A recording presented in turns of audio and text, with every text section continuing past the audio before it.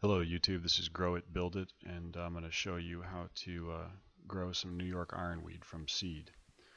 Um, I actually just gathered this seed a few days ago from a plant I noticed was blooming earlier this fall, and I was just on a roadside, so I parked in an abandoned lot and walked up and just started snipping some seed heads off.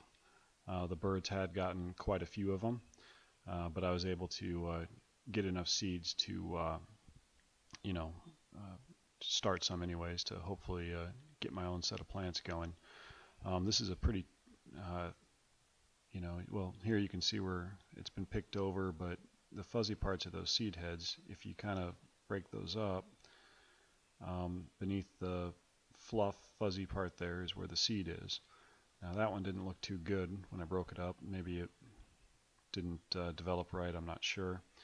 But I'll see if I can break this one up a little better to show you what the seeds look like.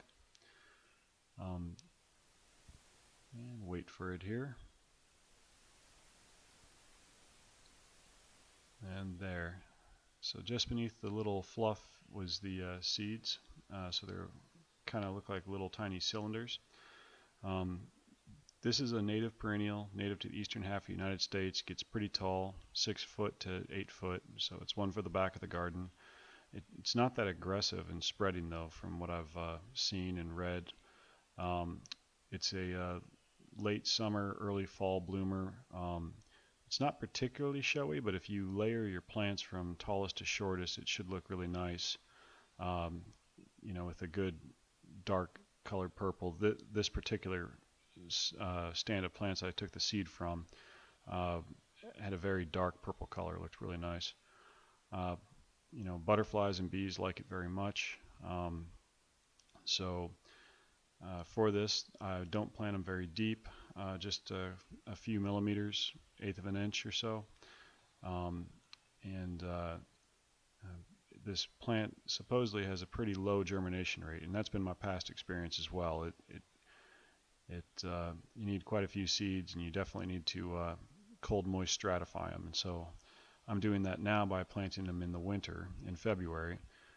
So hopefully there's enough winter yet where these will get their stratification requirements, and I should have a decent germination rate come spring. So we'll just speed it up here since I'm having to break up these little seed heads every time. But basically I'm trying to get a decent number of seeds per cell because I have personally experienced a low germination rate with these before. That being said, I'm probably going 10-15 seeds per cell, which is quite a lot. If I'm fortunate and I get a high germination rate, that just means I need to thin them out quite a bit come May, which that's a good problem to have. The bad problem to have is when you don't have any come up. So now that I've got those in, I'm going to give them a good soaking real quick.